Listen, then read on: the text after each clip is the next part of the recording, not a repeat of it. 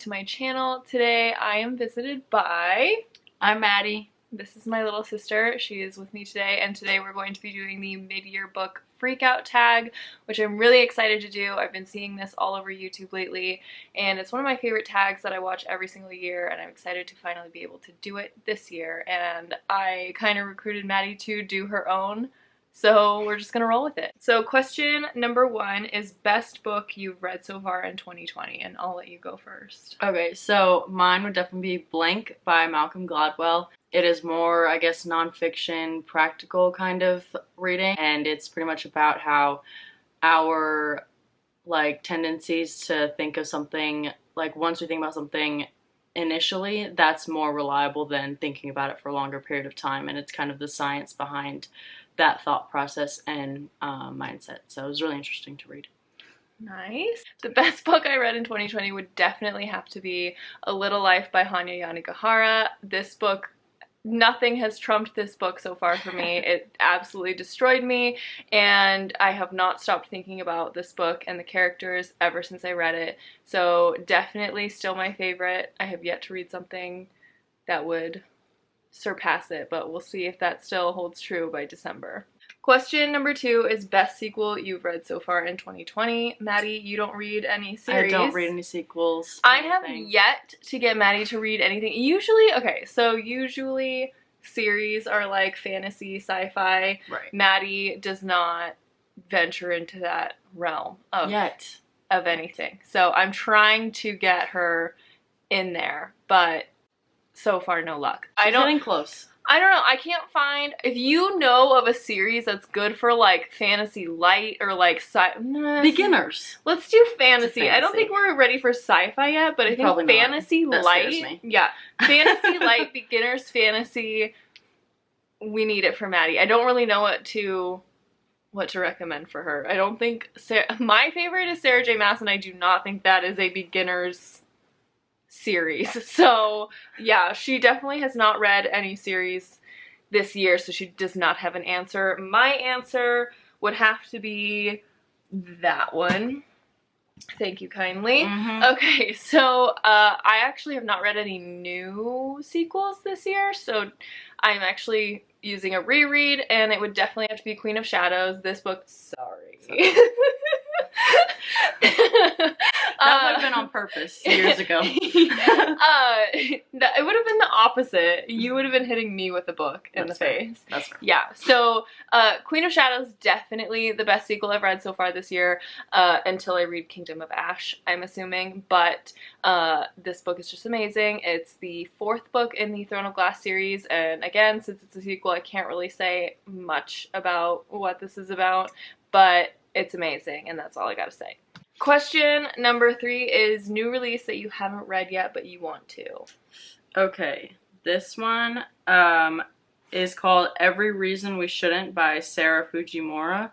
I'm sorry if I didn't pronounce that correctly, but I am definitely more of a nonfiction reader, so this was more of me just trying to take a break from my nonfiction stuff and go more into fiction, more light-hearted read. And it's the typical YA cute romantic book, so I thought that'd be a fun read. Do you know what it's about? It's about 2 people in New York, I think, that kind of their situations where it's they each have their own lives and they have pretty much every reason they shouldn't to be together, but it's them kind of journeying through their stories and lives and trying to be together. Cute. So mine is Beach Read by Emily Henry. I have been seeing this, again, everywhere, all over the internet, and I'm very anxious to finally read it. This is centered around 2 writers of different genres who meet and kind of challenge each other to write in each other's genres, and from what I hear, a love story kind of blossoms from that, and it just sounds like a really fun read. It sounds really cute, and something that would obviously be perfect for summer. So I really want to read this hopefully soon. I keep saying that, and I always say that about everything, but hopefully it actually happens. Question number 4. Most anticipated release for the second half of the year. So this one is another fiction, cute book. It's called Charming as a Verb by Ben Philippe. And it's about Henry Halty Wanger. I don't want to say that. So we're just gonna go with Halty. And it says he can charm just about anyone. He is a star debater and popular student at the anything about his last name? No.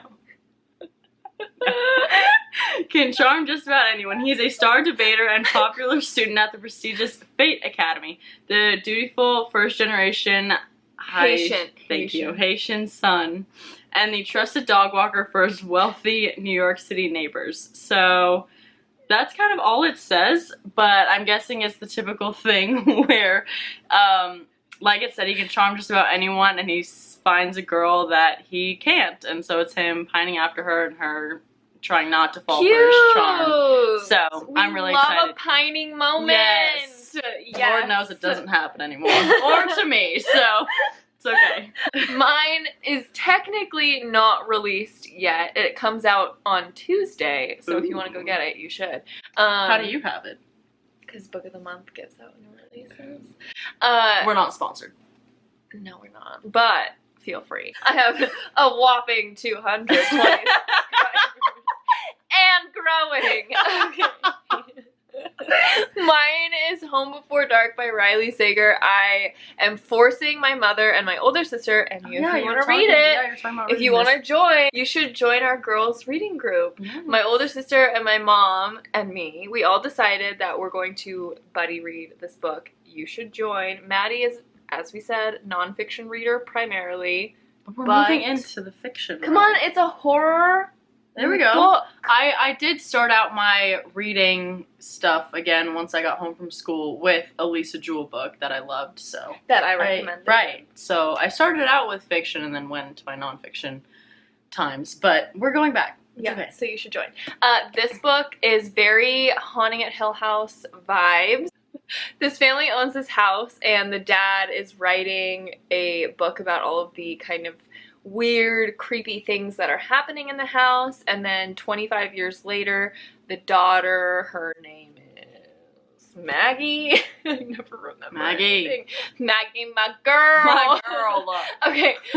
Maggie is preparing the house to sell, and kind of weird things start happening again, and it just has, you know, creep fest vibes, and I'm so excited for it.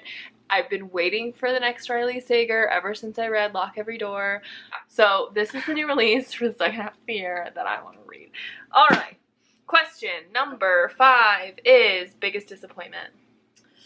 Okay, this one was hard because I haven't really had any disappointing books. I would say probably my least favorite out of all of the things that I've read is it messed up to say someone's memoirs disappointing? Your life story sucked. I just realized how messed up that is, so we're gonna go with my second to least favorite. Well, no, you can critique the execution.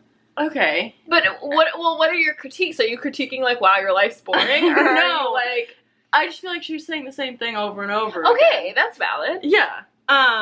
It was still a great lesson. So, okay, getting to the point.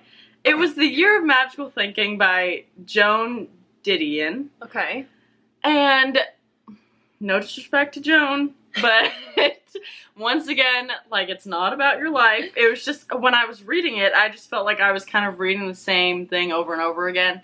And I got the idea from saying, like, taking notes when I read books and things like that, and I just noticed I was taking the same kind of note over and over again. But that's my only critique. And like I said, I don't really have a true disappointing book. Right. So take this, please, with a grain of salt. I'm not insulting someone's life story. Okay, I'm done. Well, what was your fiction one? What was your second choice? Well, that one, it was Dog Eaters, but you also...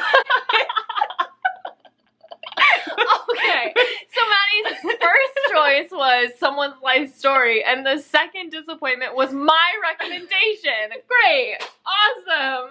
Okay. Moving This is on. my least favorite category or question. Okay, so my biggest disappointment for 2020 so far this one is not necessarily, I didn't hate it per se. Disappointment, such a strong word. I know, well, like, I'm really going with, like, the denotation of disappointment, you know? Of, like, I was hoping for phenomenal, Okay. and I got, Yeah. cool. Would you say that people, like, just really hyped this one up a little too much for you? No. I Okay. think I hyped it up for myself. Got it. Okay, that so happens. mine was Library of Legends by Janie Chang. This book is about a Chinese university. I've talked about this before, but this is about a Chinese university during World War II, and they're entrusted with these ancient myths and legends called the Library of Legends, and they have to transport them to a refuge camp 1,000 miles away by foot. And there's also, in the synopsis, they hint at some fantasy elements, but the execution, so, like, the concept is awesome, but the execution was a little lacking. It was more like, this happened, then this happened, then this happened, and then this happened. The end. And I was like, what? And then, like, you never really got connected with the main characters, and the stakes were, because you weren't connected, the stakes weren't really, like, that, you know, high, and it just didn't seem, I don't know, Yeah. It was like, hope you're okay. Hope you make it. Yeah, so I was really, like, expecting this to be so awesome and epic, and it just ended up falling really flat for me. I did still enjoy it and gave it a 3-star, I think, but it wasn't anything, you know, great like I was hoping it would be. Question number 6 is biggest surprise. Biggest surprise is, once again, a non-fiction read called Never Split the Difference, Negotiating as If Your Life Depended on It by Chris Voss with Tao Raz. Mainly by Chris Voss. And it's how it sounds. It's a book all about the powers of negotiation. And Chris Voss is actually, like, a former FBI member and obviously has a lot of experience in negotiations. He worked in the negotiation department for, like, major, like, abductions, things like that. So it's Wow. pretty much, he's, like, done a lot with his life. It's pretty cool. But he pretty much talks about all these different scenarios and all the different rules to negotiation and what to follow. And there's, like, a 10-step like, guideline and stuff, and he kind of emphasizes those in each chapter. And it's a really great read. So, highly recommend if you ever want to learn about how to negotiate. There you go. Yeah. That sounds really interesting. Yeah, it was really good. Hmm. Yeah. Fun fact, the, like, CEO for the company Rogue, I think it is, makes it mandatory for all their employees to read that book because it's such a powerful book to read. Interesting. Yeah. My biggest surprise for 2020 was definitely Once Upon a Sunset by Tiff Marcello. I bought this on a whim from a BuzzFeed recommendation, and I was expecting, like, a fluffy read, like, wasn't nothing, you know, just a fun, It's a lighthearted read. yeah, fun little lighthearted, with a little bit of lumpia mixed in, you know, and, like, we love that. That's a great combination. Light, fluffy plus lumpia, you can't go wrong. But what I got from this book was a lot more.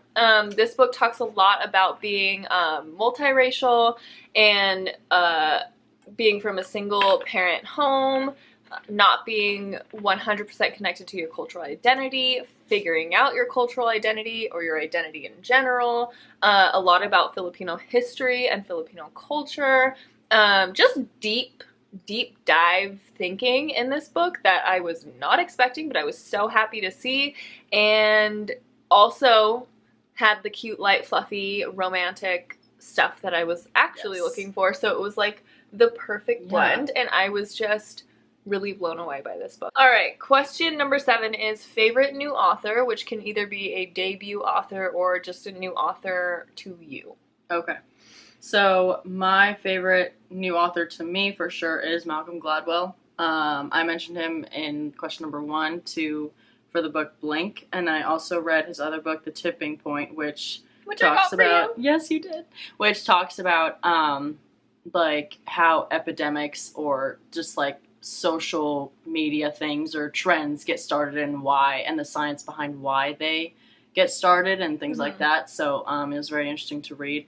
I would love to read more of his stuff. I bought a book called David and Goliath by him when I was like a freshman in high school. I remember that. Yes, and I just wasn't mature enough to like fully appreciate what he was saying in his book, so I got very bored very fast. So yes, mine's Malcolm Gladwell. All right, mine again, Tiff Marcello, brand new author to me.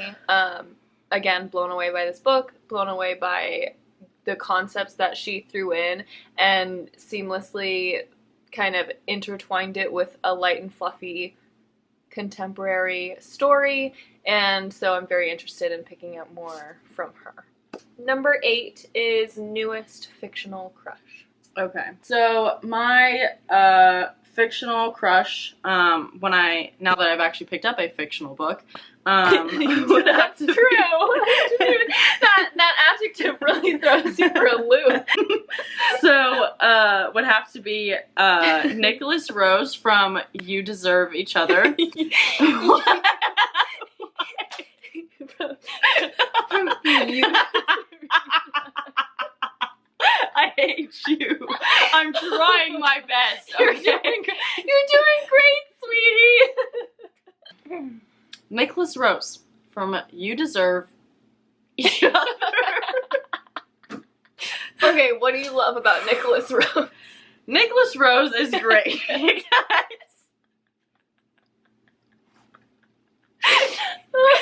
He is your typical, like, just really put together guy.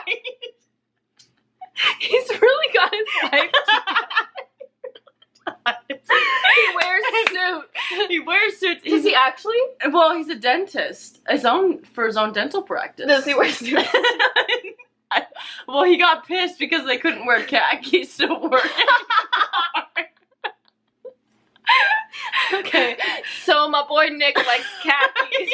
So Nicholas Rose is your typical just cute guy, perfect guy, says the right things, does like the right things, gets flowers for his mom every week. Cute. Yes, mom's a little controlling, but we won't talk about that. Okay. So, but he takes care of mom, which is great, and then he's I don't know if this is gonna whatever. He's a dentist for his own dental practice.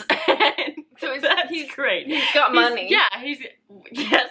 Not that that's the only thing important to him. No, but he's financially stable. He's got stuff to provide. Yes. That's just great. We love Nicholas Rose. Okay. All right, mine is from a book that I actually just finished a couple hours ago. Nice. And it is Jonathan from The Girl He Used to Know, and this is by Tracy, what's her name? Tracy Jarvis Graves. Tracy Jarvis Graves. One of the two. Jonathan in this book, he's the main character, love interest guy. He is the sweetest. He's just the best. There's really nothing wrong with him. Right. He's got no flaws. Sets the bar really high. He does, actually. Yeah. Okay. Yeah, this book is about a girl named Annika who is high-functioning autistic, and she is an English major at a university, and she meets Jonathan in chess club, and Jonathan just ends up falling in love with her, and he just treats her, he is just like the ultimate. Maybe I should learn how to play chess. You should. Maybe I should learn. You should meet a Jonathan. He's fantastic. As someone who has like anxiety, both me and Annika get kind of crazy in crowded places, and how he handles her anxiety is top notch. It is like, it like warms my heart. He is just amazing. That's and big. things. That's a huge thing. No, it is. And he like does so many things to like make her feel safe and secure and cared for, and it just makes me want to cry just thinking about it. And yeah, I just really enjoy Jonathan in this book. All right, question number 8 is newest favorite character. Okay. It's back. And honestly, I probably would have chosen her even if I had read other more fictional books this year. Naomi Westfield is the girl in this book. So Naomi is not the other girl. She's the girl. That would be problematic. She's the other one. That would be problematic. That's not the storyline. She's Nicholas Rose's love interest, and she's just super spunky and just says what's on her mind and goes off in her worlds, but doesn't really care that it may affect other people around her, which, you know what? Independency is great. My newest favorite character this year I have two from the same book. Is she allowed to do that? Yes, because Willem and Jude. Alright, fine, I think. Oh, wait, and Harold. All three. I don't think she's allowed to do that, guys. I think I am. Willem, Jude, and Harold from A Little Life by Hanya Yanagihara, and that is all I have to say. If you've read this book, you know what I mean. You know. So, a book that made you cry. Doesn't apply. Sorry. Because you haven't read. I know. I really want to, though. A Little Life by Hanya Yanagihara. If I didn't have, like, 10 other books in line, I will read this. Honestly, I might just skip all the other books and read this because I really want to. I know. This book destroyed me. Yeah. I think it destroyed, everyone that's read it. We've seen. Yes. This book destroys. Yeah. Question number 11 is book that made you happy. Back for a third time. I'm still in the middle of this, but it has made me laugh out loud on multiple occasions. And it's kind of just what I need after a lot of nonfiction. Although practicality and how to live your life is a great thing, you just get certain joys from reading about two people who, I guess I've never told you guys the storyline to this. Naomi I do that all the time, it's okay. Naomi and Nicholas are an engaged couple by the time this book starts. And oh, interesting. Yes, and it turns out, like, Naomi and Nicholas find out that neither of them want to get married. Yeah, like, neither of them want to be married to each other, but whoever backs out, like, officially backs out of the wedding first, has to pay for all of the finances. So it's pretty much them, like, pranking each other and doing all these things to each other to whoever like caves first and says, fine, I'll just pay for it all. Yeah. And so it's them. Kind of like what happens in Vegas. Yeah. So it's like them finding out who each other like really are. Who the other person really is. Yes. Yeah. And it's like them pretty much falling in love with each other all over again. So cute. Super cute. Yeah, I'm really excited to. I can see that being really funny. Yeah, and it's really funny. You've heard me like laugh out loud multiple times already. Yes. Okay. My answer is also a repeat, and it's The Girl He Used to Know by Tracy Jarvis Graves. Nice. I don't know which one it is, but anyway, this book, I already told you what it's about. I really liked it. Cool. Most beautiful book that you bought this year? You already know, guys. It's back again. It is beautiful. It's really, the color of it's really pretty. I'm obsessed. I know. Yes, and like I know there's a lot of other books that are just like really, I don't know, like just have a lot more detail than this one. But I think the color of this one's just so pretty. Well, and sometimes minimal is cute. Yes, I'm a huge advocate for minimal is a lot cuter than Was that grammar? Less is more. Less is more. I live by that. Yeah. The most beautiful book that I've bought this year is Crescent City, or it's not really called Crescent City. Everyone calls it Crescent City because it's the most massive text on the front. House of Earth and Blood by Sarah J. Maas. This book is gorgeous. Let's just do a detailed tour. So, naked. Oh. We've got the white cover. Mm. We've got the red spine. Mm. Is it gold? Yes, the gold foiled text. We've got the gold foiled crescent moon. Mm. And then... Crescent moons, man. Get ready for this. What's up? End pages. Look at this. Oh my gosh. Both sides. Me and you deserve each other. We'll go elsewhere, I guess. I outdid you. Well, yeah. Slightly. You didn't have to say it out loud. But... Sorry. But yeah, definitely Crescent City. because they really did a good job with this one. They did, yeah. Now, we have the last question, which is the hardest question. What books do you need to read by the end of the year? All 12 that are waiting on my desk. But for the first 2 that I kind of think of when I thought of this question, I don't have it with me right now. Freaking words. I know. I don't have it right now, but Supermarket by Robert Hall. I know that's not his full name. AKA Logic.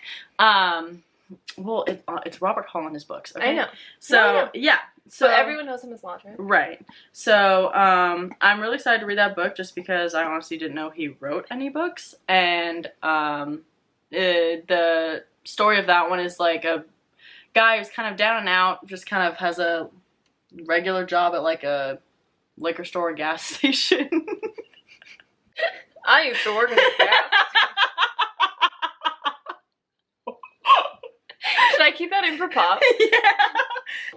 Anyway, it's about a guy, regular guy who works at this store, and he starts to realize certain things about the store that aren't quite right. So I think it's like almost like a supernatural kind of thing, or a mystery kind of thing. I would not get that from the cover of that book. Right? Right. And the length. Right. Yeah. But maybe it's a play on the word supermarket. Right. Like supernatural, supermarket. And I honestly, this book is another like minimalistic kind of cover. It's just all red, and then the yellow just says supermarket in yellow. Yeah. And I love it. I love that book. I do too. It always grabs my attention, but I never picked it up. Right. So I got that book waiting for me at my house. And then my other one is probably Joy at Work, nonfiction. I know, guys, I have to go back once in a while to my nonfiction, but it's pretty much organizing your professional life. So by Marie Kondo. We love her. So, yeah. All right, I'm done. That's it? Well, I have all the other ones, but I can't think of anything off the top of my head. All right, well, my list is a lot longer than that. I won't go into too much detail, but Matt's just going to be my assistant and just pass me books as I keep going. So, first one is The Song of Achilles by Madeline Miller. I read Circe, I think, last year, but my best friend from college read The Song of Achilles and immediately reread it because she loved it so much. Yeah, Hannah. Wow. Yeah. And she's like, you need to read it. And she asked me, like, periodically, have you read it yet? And I'm like, no. Oh, so then you start to feel bad. Yeah. You have to read it. And I've owned it for quite a bit. So I need to read this by the end of the year. Nice. It's my goal. I have made it my goal to read a Jane Smiley by the end of the year. So I put 1,000 Acres on this list. I've mentioned this before. It's a King Lear retelling about a farm in Iowa. And, yeah, I just want to see what Jane Smiley is all about.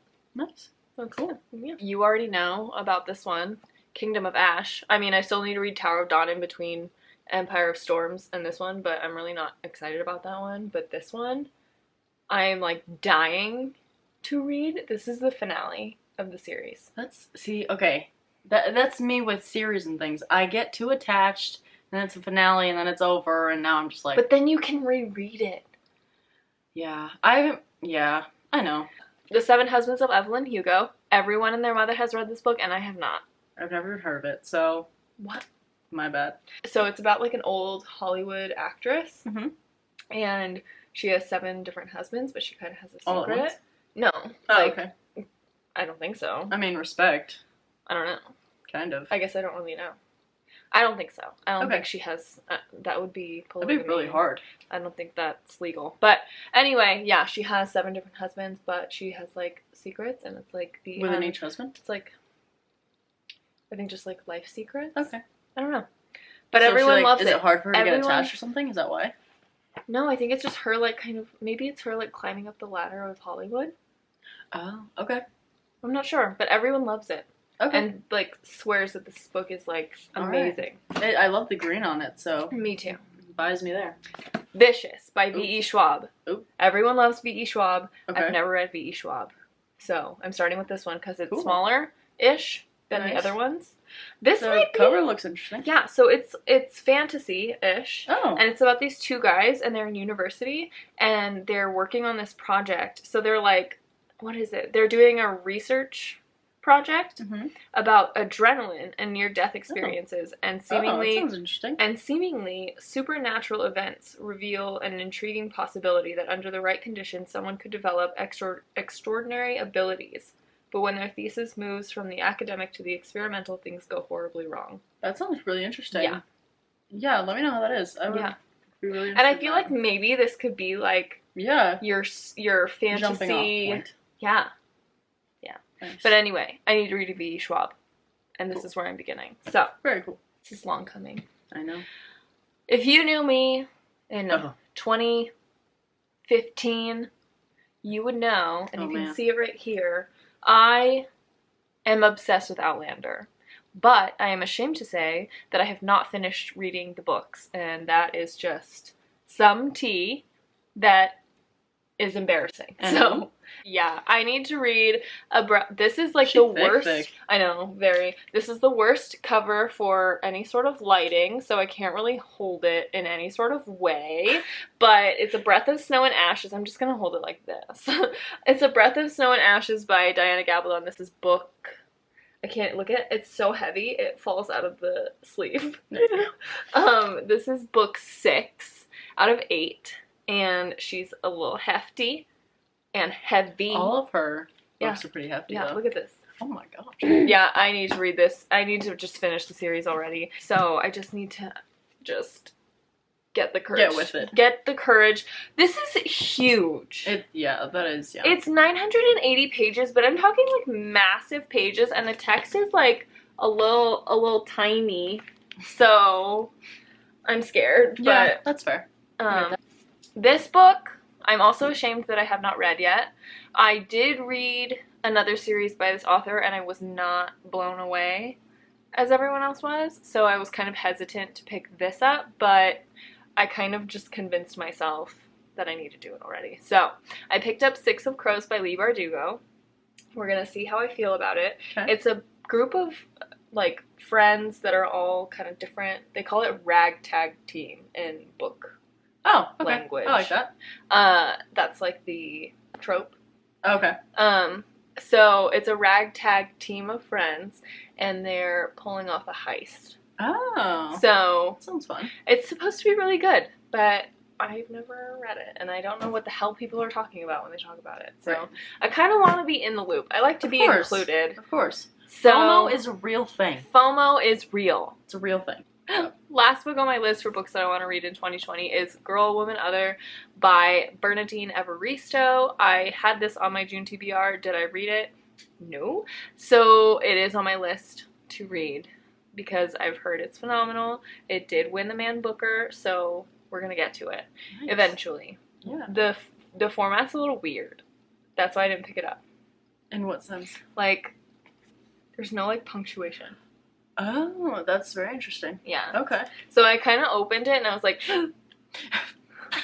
alright, that concludes the mid-year book Freakout tag for the both of us. If you enjoyed this video, you can hit the like button and subscribe, and leave comments down below if you have any answers to the questions for the tag video. Or, even better, if you did this video, please leave your link down below. I'd love to watch and see what you guys said for all of the questions, and I will see you in the next video. Bye!